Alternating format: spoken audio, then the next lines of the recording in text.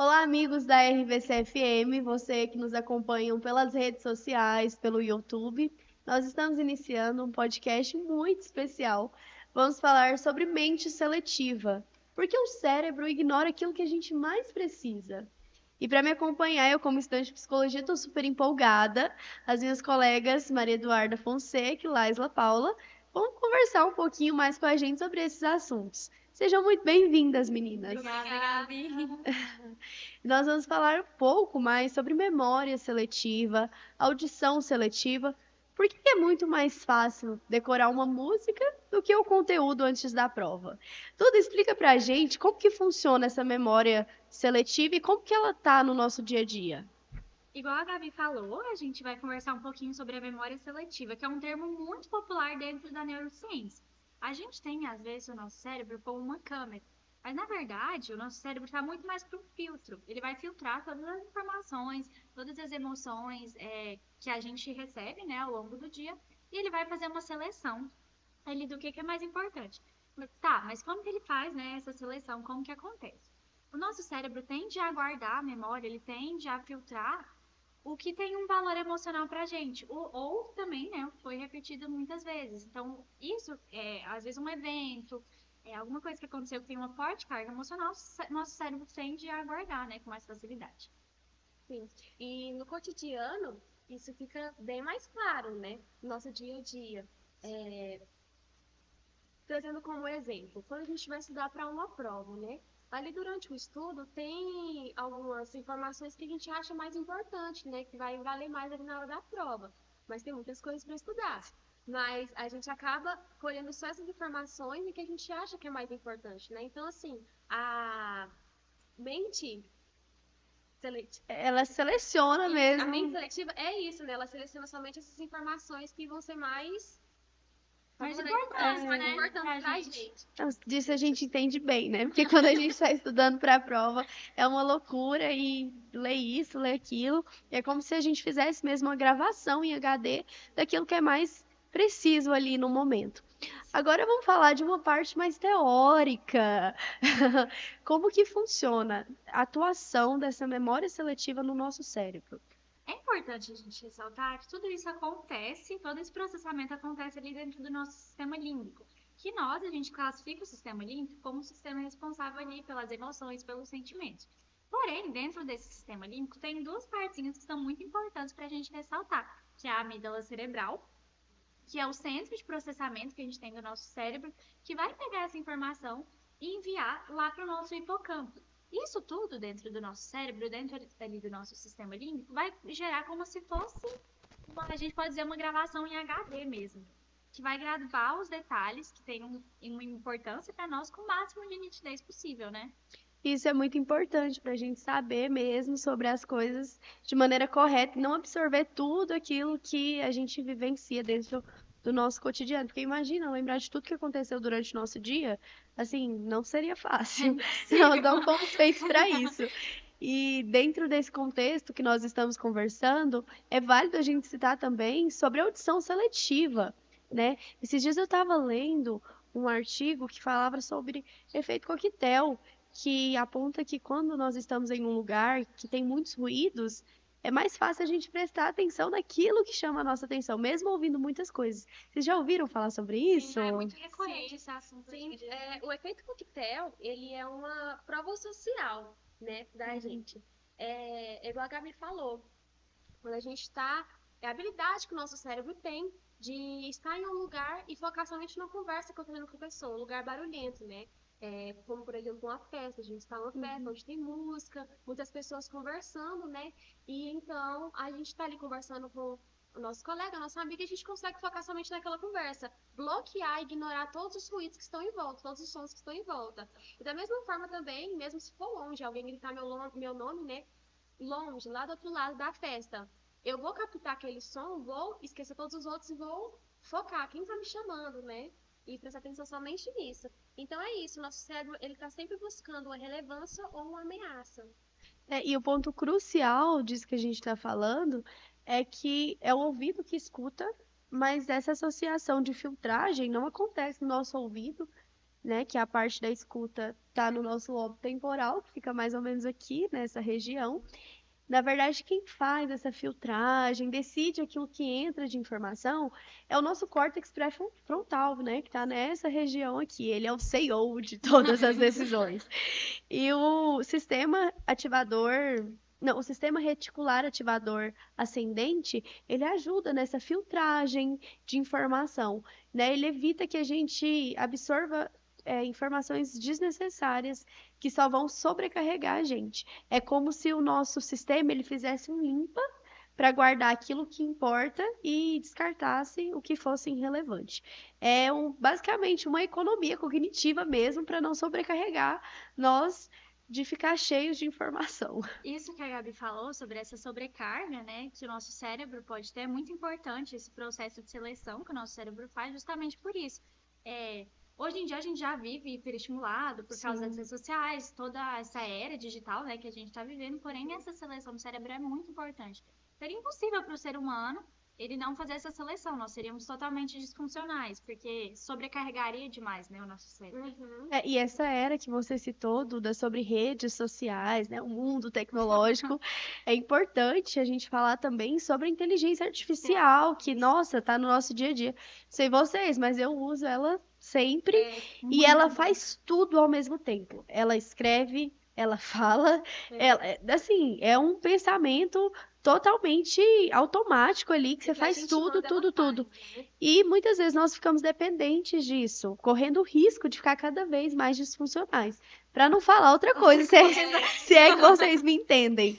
E além dessa prática da inteligência artificial, de comprometer o nosso intelectual, a nossa capacidade cognitiva dessa forma, nós podemos também citar a questão dos relacionamentos, né, Laisla? Sim, quando estamos em conflitos, né, ou briga com alguém, isso é bem mais evidente, né? É até mais complicado.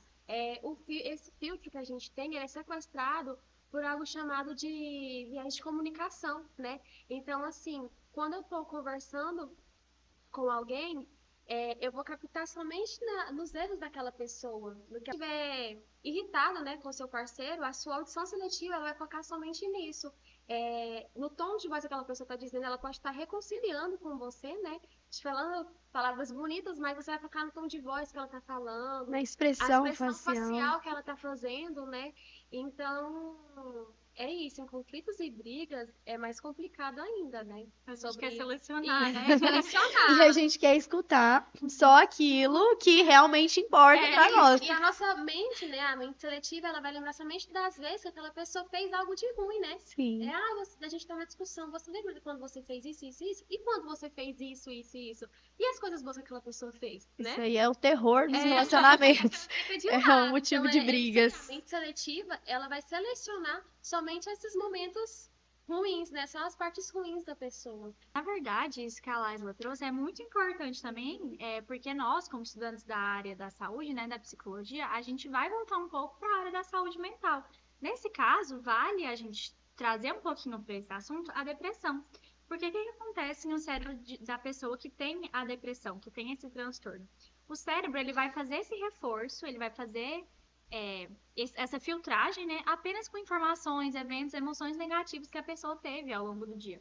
Então, acaba que durante esse processo, o cérebro ele vai eliminar tudo, né, quase tudo positivo que aconteceu durante aquele dia, as emoções, os eventos, às vezes você passou por alguma situação muito positiva, porém o seu cérebro não vai conseguir focar nisso. Isso tudo também tem toda uma neurociência por trás. Tudo isso acontece no hipocampo. Do hipocampo, que é uma área muito, muito importante do nosso cérebro, a gente já falou um pouquinho dele antes, vai mandar tudo para o nosso córtex pré-frontal. Outra área que também hoje em dia é muito, muito falada, né? É uma pauta muito importante. Sim. E do nosso córtex pré-frontal vai para o nosso giro cingulado anterior. Então, ou seja, nesse processo inteiro, o nosso cérebro vai entrar ali, vai virar o costume dele, o processamento de informações negativas, apenas de emoções negativas, e fazer o descarte quase automático de tudo que foi positivo ali durante o dia. E isso é interessante mesmo da gente entender, estudar sobre, porque não é o nosso cérebro agindo de má fé, não é isso, gente. Ele não quer que você fique com um transtorno, que você se sinta inseguro. Ele não faz isso de forma proposital, mas é uma condição nossa mesmo de filtrar aquilo que interessa ali no momento, né? Porque é o nosso córtex pré-frontal, como a Duda falou, estabelece um bloqueio e aí não Isso. consegue chegar às informações da forma como deveria. Eu mesma vou dar um exemplo prático que acontece comigo diariamente. Quando eu tô focada em algo, a pessoa tá ali, conversando, conversando. Gabriela, você fez isso, você fez aquilo. E eu não consigo realmente prestar atenção naquilo que aquela pessoa tá falando, porque eu tô focada no que pra mim, nesse momento, é necessário. Importante. Isso acontece porque o nosso CEO executivo, o córtex pré-frontal, ele bloqueia essas informações mesmo, para que eu possa estar atenta naquilo que no momento para mim importa. É como se o nosso cérebro, ele ativasse um mecanismo de recompensa para entender o que é mais importante para mim ali no momento, né? Isso, é como a Gabi falou, né? A gente não está agindo de má fé nessa situação. É um mecanismo de defesa, que é onde gera, né, o que é chamado de audição seletiva.